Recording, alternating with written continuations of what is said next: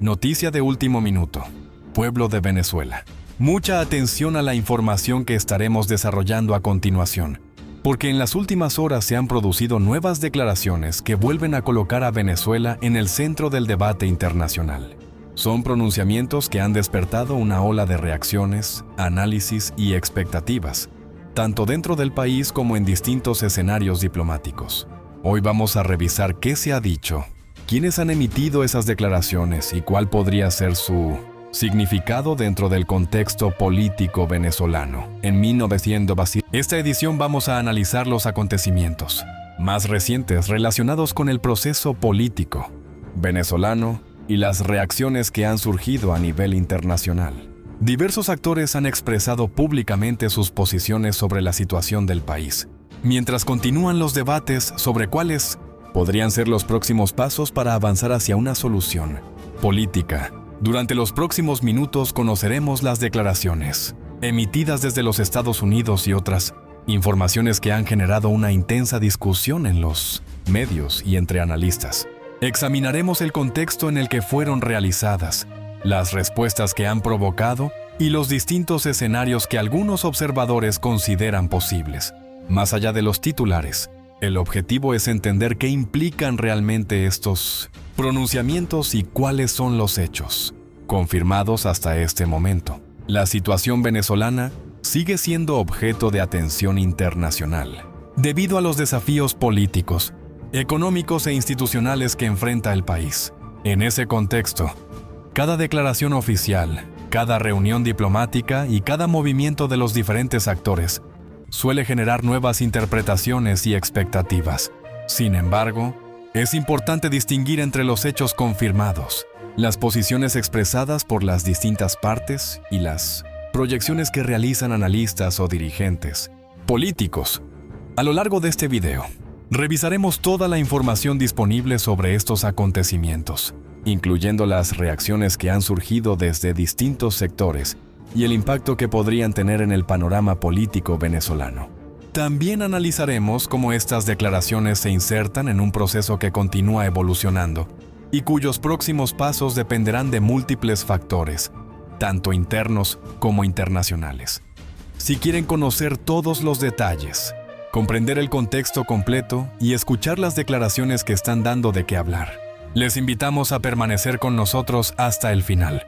Hemos preparado un recorrido por los hechos más relevantes para que puedan formarse su propia opinión con base en la información disponible. Y antes de comenzar, queremos conocer su punto de vista.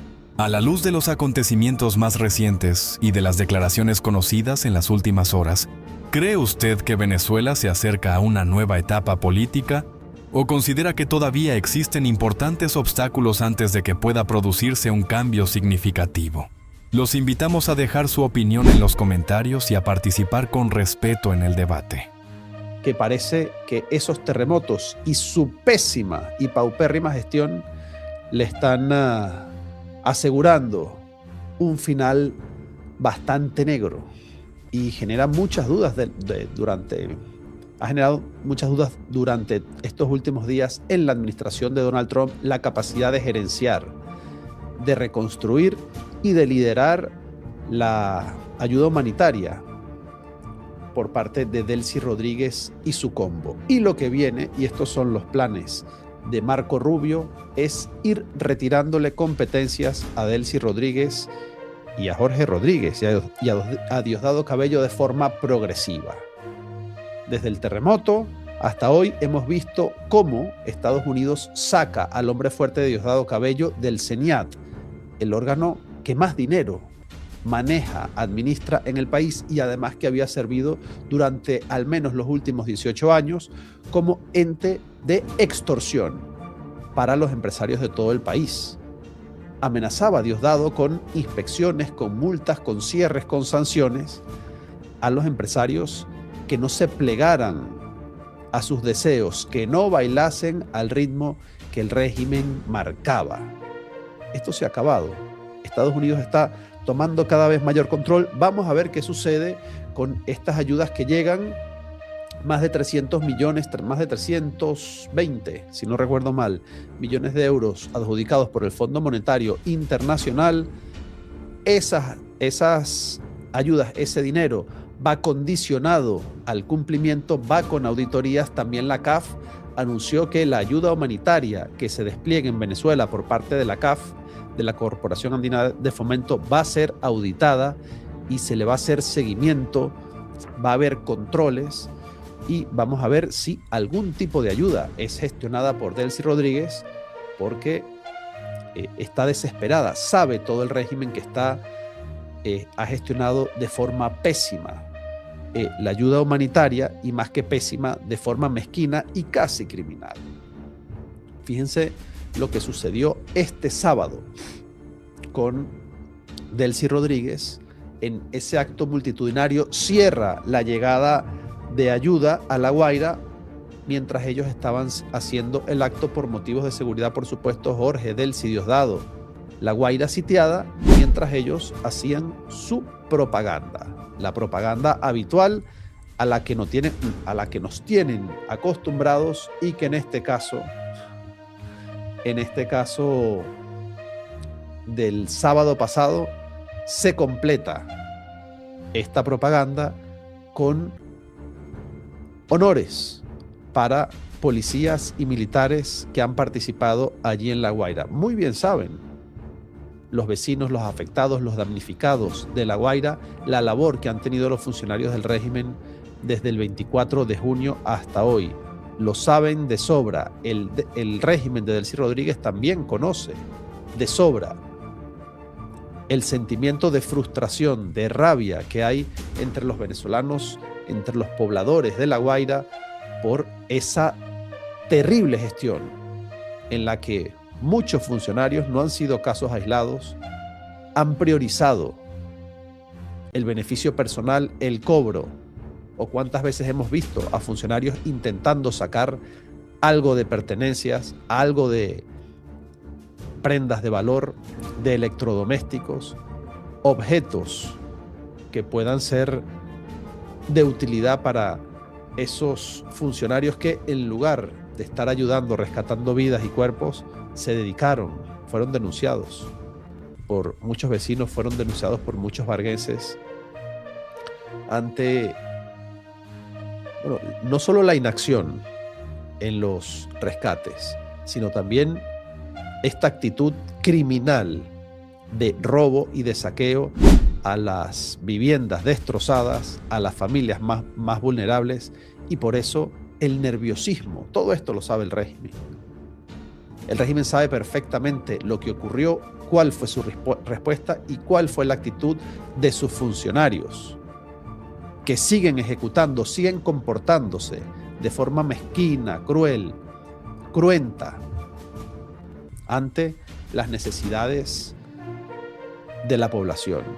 Siguen en la misma tónica que siempre han marcado sus jefes, y hoy esto se le devuelve como boomerang. Ese odio, ese resquemor, esa rabia en La Guaira se les devuelve, y por eso están haciendo propaganda a la desesperada. Delcy Rodríguez en La Guaira este sábado. Palabras del almirante Juan Carlos Oti Baitubi, viceministro para la gestión de riesgo y director nacional de Protección Civil y Administración de Desastres. Bueno, muy buenas noches, mi comandante en jefe, mi capitán Diosdado, doctor Jorge Rodríguez, mi general en jefe, ministro de la Defensa, todo el alto mando militar, mando policial, gobernador del estado La Guaira, alcalde, pero sobre todo ustedes, héroes y heroínas de la patria. Les hablo no como el director nacional de Protección Civil, sino como un venezolano, así como ustedes, que reconoce ese esfuerzo, ese cariño, esa pasión, ese compromiso que han tenido con todos aquellos que lo han necesitado después de este doblete sísmico el 24 de junio. Ustedes, miembros de la Fuerza Armada, voluntarios, policía, protección civil, bomberos. Somos del tamaño del evento que se nos presente y lo hemos demostrado una vez más.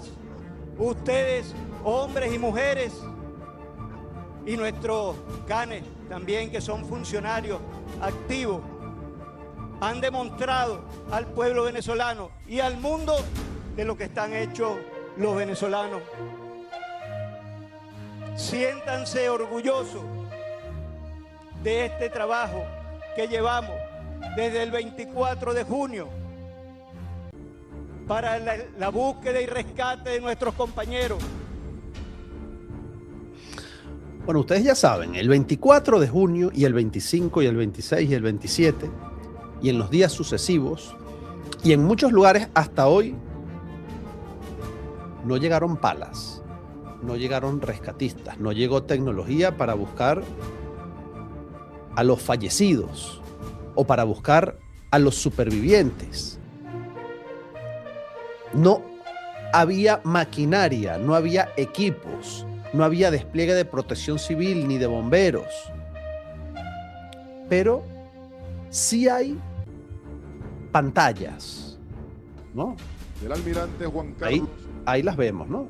Paitubi, viceministro para la gestión de... Pantallas para la propaganda, sí hay.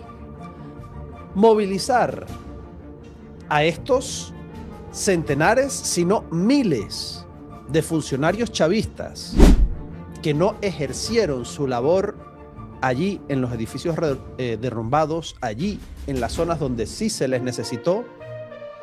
Para eso no había recursos.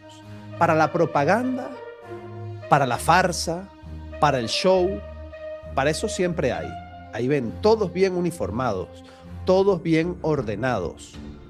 Las pantallas, por supuesto, de Venezolana de Televisión, llevar todos los equipos técnicos, montar el audio, montar esas pantallas LEDs por bloques. Tiene un proceso de montaje importante. Para todo eso hay recursos, hay logística, hay despliegue, hay transporte, hay seguridad.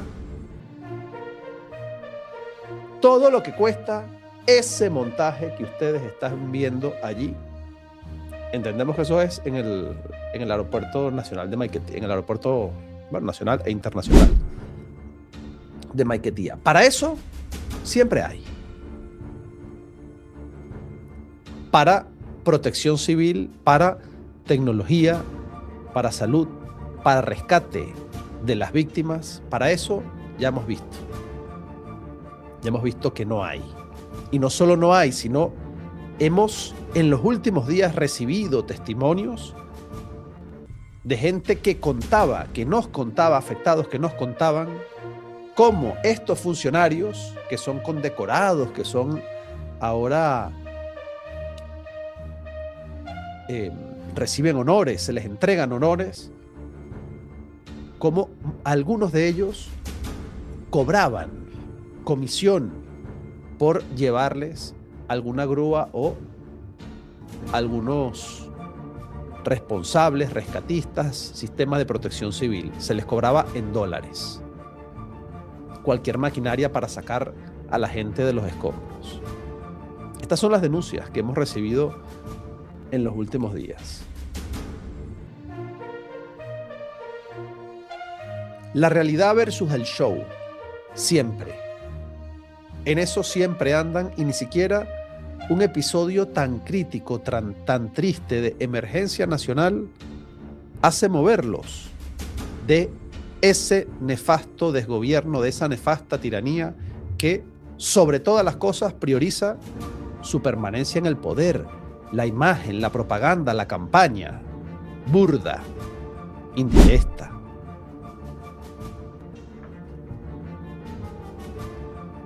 Aquí está el balance, el último que conocemos de este domingo, 19 de julio. Aumentan los fallecidos, más o menos está aumentando a 100 fallecidos aproximadamente. a 100 fallecidos por día. Es decir, cada día se contabilizan unos 100 fallecidos más de 16.000 heridos, más de 6.400 rescatados. 107 campamentos hay en estos momentos, 23.820 personas, casi 24.000 personas en los campamentos, casi 18.000 personas sin vivienda. Esto va a exigir un plan nacional de emergencia como, bueno, nunca antes se ha desplegado en Venezuela. Tal vez por eso el Wall Street Journal publica esto el día de hoy. Estados Unidos veía a Venezuela como un boom de inversión, como una enorme oportunidad para inversión, pero ahora se ha convertido en un problema de 37.000 millones de dólares. Claro, porque 37.000 millones de dólares es lo que calculan las organizaciones multinacionales que va a costar la reconstrucción de La Guaira. Un dinero que quiere manejar Delcy Rodríguez. Pero insistimos, Marco Rubio tiene otros planes. Los planes de la administración de Donald Trump es injerencia total, también para la ayuda humanitaria, también para esta gestión. Vamos a ver hasta qué punto Delcy Rodríguez logra algo de autonomía o no logra ninguna autonomía, porque esta batalla se está dando. La CAF ya dijo que lo va a supervisar. El FMI tiene mecanismos también de supervisión y de auditoría. Y por supuesto, el dinero de los Estados Unidos, no tengan duda alguna que no va a ser dispuesto por Delcy Rodríguez a su antojo. Si el dinero del petróleo está siendo controlado por el Departamento del Tesoro, imagínense el de la ayuda humanitaria que pueda venir desde los Estados Unidos. Bueno, también hemos visto con mucha curiosidad las declaraciones de Juan Carlos Apitz, un ex magistrado venezolano que hoy en Televisión Nacional, en Venevisión, anuncia algo que ya parecía ser un secreto a voces, que le pidieron la renuncia a Elvis Amoroso, pero se niega a renunciar. Lo mismo que hizo Alex Saab cuando le pidieron la renuncia en la fiscalía, no quiso renunciar, luego lo echaron. Y vamos a ver cuál es el destino de Alex Saab. Y vamos a ver cuál es el destino de Elvis Amoroso. Ambos, hasta las cejas, sumergidos en delitos, en graves delitos, hasta las cejas. Ex magistrado, duro, claro, opositor Juan Carlos Apitz en las pantallas de Venevisión este domingo. Es que es un secreto a voces que le pidieron la renuncia a Elvis Amoroso de la presidencia del Consejo Nacional Electoral y se negó a renunciar. Efectivamente, ahí lo que va a pasar es que si él se niega a renunciar, la Asamblea Nacional lo renunciará y van a elegir un nuevo Consejo Nacional Electoral. Como lo digo, la mejor manera de resolver la sospecha de falta de legitimidad de la Asamblea Nacional actual y del Tribunal Supremo de Justicia es que ese nombramiento se haga, primero que todo, cumpliendo la Constitución. Y segundo, que quien converse con Jorge Rodríguez, Dinora Figuera y el resto del equipo que la acompaña representen todas las voces de la oposición venezolana para que esa designación cuente con la mayor aceptación y reconocimiento de todos los venezolanos. De lo contrario, van a fracasar. Esas designaciones no cumplirán con su cometido, que es efectivamente resolver la falta de legitimidad que hay en los poderes públicos venezolanos. Falta de legitimidad que reconoce y admite la administración de Donald Trump cuando rescata a la Asamblea Nacional del 2015 y le obliga a Jorge Rodríguez y al interinato a aceptarla como un organismo legítimo, como una institución con el aval del voto popular, algo de lo que todos ellos carecen.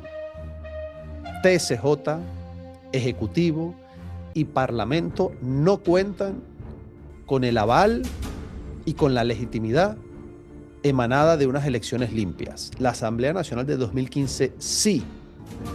Por eso se llama y por eso se impone. Juan Carlos Apitz, uno de los constitucionalistas más reconocidos de Venezuela, también ahondó sobre este tema hoy en el mismo programa de televisión.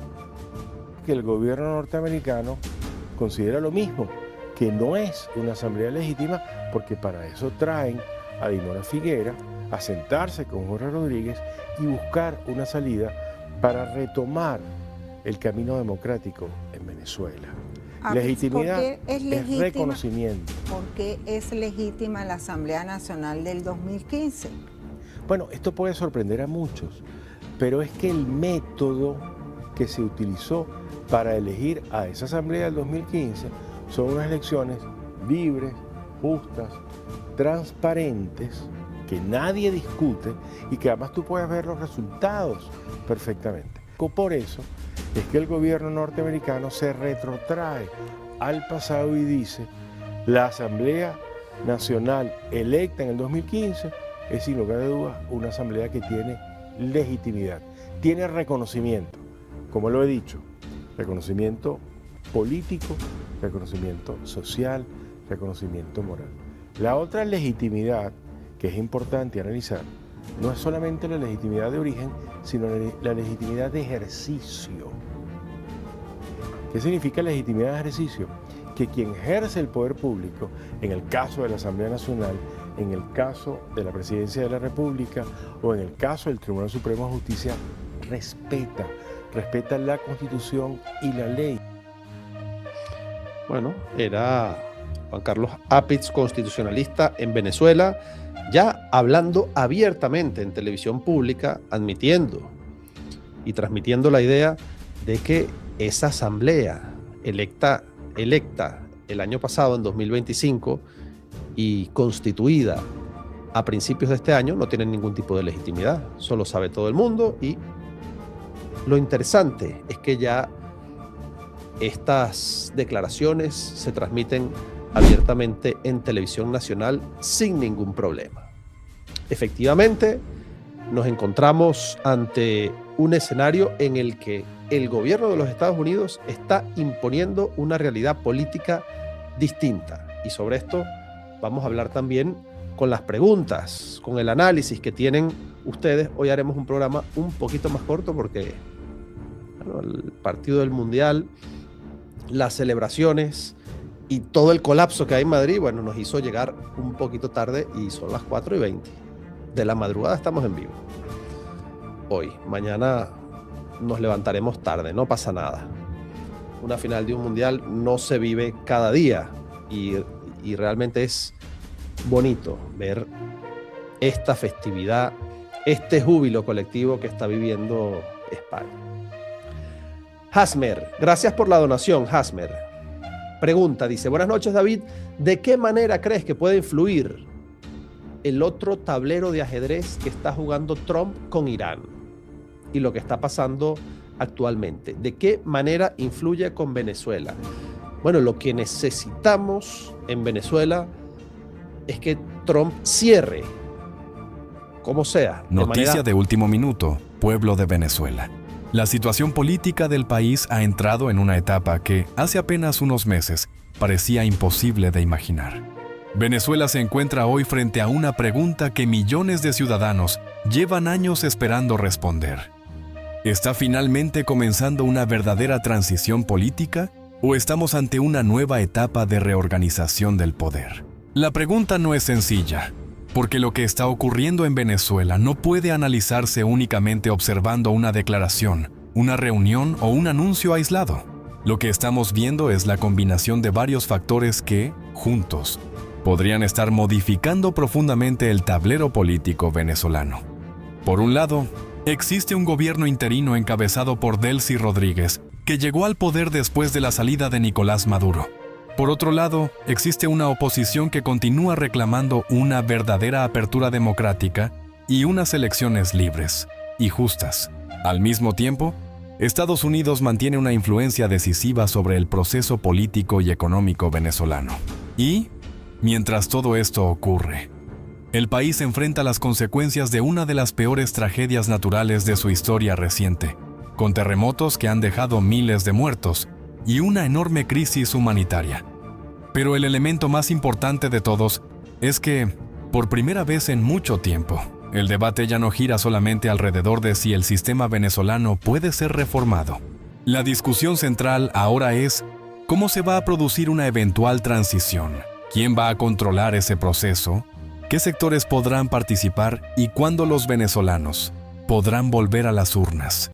Y aquí es donde comienza la verdadera batalla política, porque una transición no significa simplemente cambiar a una persona por otra.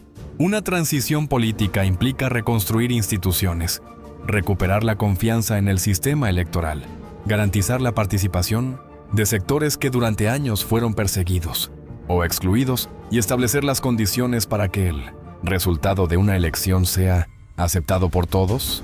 Y precisamente en este punto se encuentra el gran desafío de Venezuela. La noticia más importante de los últimos días es que el gobierno interino y sectores de la oposición han acordado comenzar una nueva etapa de negociaciones políticas. La agenda, según los reportes disponibles, busca trabajar en una hoja de ruta para fortalecer las instituciones, reformar el sistema electoral y establecer garantías de participación política. El inicio formal de esta agenda está previsto para el 1 de agosto. A primera vista, esto podría parecer un paso enorme hacia la transición democrática. Y, en cierta medida, lo es. Pero también debemos entender que iniciar conversaciones no significa que la transición ya haya comenzado de manera definitiva. Las negociaciones pueden abrir la puerta a un proceso democrático, pero también pueden convertirse en una herramienta para ganar tiempo, dividir a la oposición o construir una salida política controlada desde el poder. Por eso, la pregunta no es solamente si hay diálogo. La verdadera pregunta es, ¿qué se va a negociar y cuáles serán las garantías reales? El gobierno de Delcy Rodríguez ha mostrado disposición a trabajar con un sector de la oposición, especialmente con representantes vinculados a la Asamblea Nacional elegida en 2015. Dinorah Figuera, quien encabezó aquella institución opositora, ha regresado al país y ha participado en reuniones con representantes del poder actual. Este hecho tiene una importancia simbólica y política enorme, porque representa el contacto directo entre una estructura opositora reconocida internacionalmente y las instituciones que actualmente controlan el poder en Caracas. Pero aquí aparece una de las mayores controversias, María Corina. Machado no forma parte de esta primera estructura de negociación. Tampoco todos los sectores opositores parecen estar incluidos en la misma mesa. Esto ha provocado cuestionamientos porque una transición democrática difícilmente puede considerarse plenamente representativa si una de las figuras más importantes de la oposición queda fuera del proceso. Y este punto es fundamental. La transición necesita legitimidad. Si una parte importante de la oposición considera que el proceso fue diseñado para excluirla, entonces cualquier acuerdo podría nacer con una crisis de legitimidad. Pero también debemos observar el cálculo político del gobierno. Desde la perspectiva de Delcy Rodríguez, negociar con sectores de la oposición puede ser una manera de demostrar ante Washington y ante la comunidad internacional que existe una voluntad de apertura.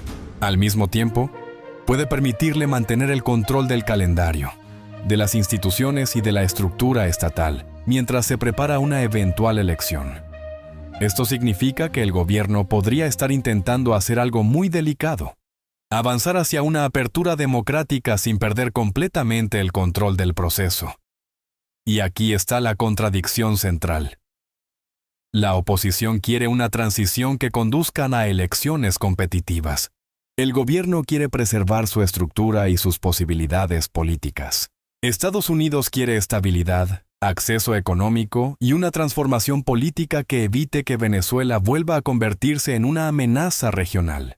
Y el pueblo venezolano quiere, fundamentalmente, recuperar la capacidad de elegir libremente.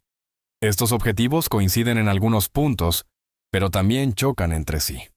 El segundo elemento que debemos analizar es el tiempo político de Delcy Rodríguez. Su gobierno nació como una administración interina. Desde el comienzo se presentó como una etapa de transición.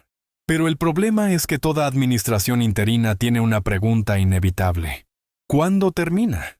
Según los reportes, el mandato inicial de 180 días de Delcy Rodríguez llegó a su fecha límite a comienzos de julio.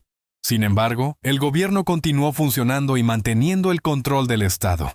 Esa situación ha generado una enorme discusión sobre la legitimidad, la duración y el futuro de la administración interina.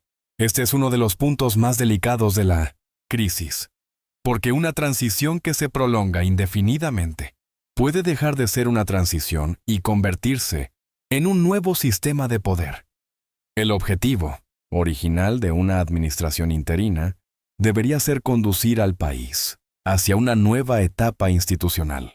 Pero si no existe un calendario electoral claro, si no se define cuándo se renovarán las instituciones y si no se establecen reglas transparentes, la población puede comenzar a preguntarse si realmente está avanzando hacia elecciones o simplemente asistiendo a una nueva forma de continuidad política. Hasta ahora, uno de los principales problemas es precisamente la ausencia de una fecha concreta para las elecciones presidenciales. Las conversaciones anunciadas buscan avanzar en la reforma institucional y electoral, pero todavía no existe un calendario definitivo para que los venezolanos regresen a las urnas. Algunos análisis consideran que reconstruir la credibilidad del sistema electoral podría requerir varios meses. Y esto cambia completamente el análisis.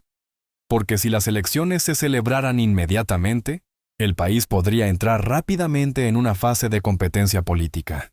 Pero si primero se exige una reforma profunda del sistema electoral, la transición podría extenderse durante meses. Esto puede ser positivo si se utiliza para construir garantías reales, pero puede ser peligroso si se utiliza como excusa para posponer indefinidamente el voto.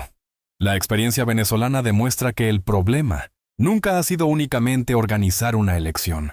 El problema ha sido garantizar que las instituciones electorales sean confiables, que todos los candidatos puedan competir, que los medios puedan operar libremente, que los ciudadanos puedan expresarse sin miedo y que los resultados sean respetados. Por eso, una verdadera transición democrática necesita mucho más que una fecha electoral. Necesita un nuevo árbitro electoral. Necesita garantías para los partidos políticos. Necesita observación internacional. Necesita libertad para los presos políticos. Necesita seguridad para los dirigentes que regresen al país.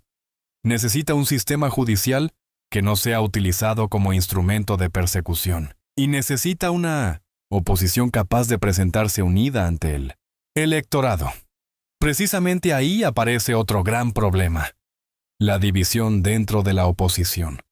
María Corina Machado continúa siendo una figura central para una parte enorme de la oposición venezolana. Su exclusión de las conversaciones iniciales genera preguntas sobre la representatividad del proceso. Pero al mismo tiempo, la oposición también enfrenta el desafío de decidir si debe participar en cualquier espacio de negociación disponible o si debe rechazar aquellos procesos que no incluyan a todos sus sectores. Este dilema ha dividido históricamente a la oposición venezolana. Un sector sostiene que cualquier negociación puede ser utilizada por el gobierno para ganar tiempo. Otro sector considera que, sin diálogo, es imposible construir una salida política. Y esta discusión es fundamental porque una transición no se produce únicamente por la voluntad de un gobierno. También necesita una oposición organizada, coordinada y capaz de negociar sin perder sus objetivos fundamentales. Si la oposición llega dividida a una eventual elección, el gobierno podría beneficiarse, pero si la oposición rechaza toda negociación, puede perder la oportunidad de influir en la construcción del nuevo sistema electoral. Por eso, probablemente veremos una intensa batalla política durante las próximas semanas. La oposición tendrá que decidir si participa, bajo qué condiciones participa y cuáles son sus líneas rojas. El gobierno tendrá que decidir hasta dónde está dispuesto a abrir el sistema. Estados Unidos tendrá que decidir cuánto presiona y cuánto está dispuesto a aceptar, porque la influencia de Washington es otro elemento fundamental.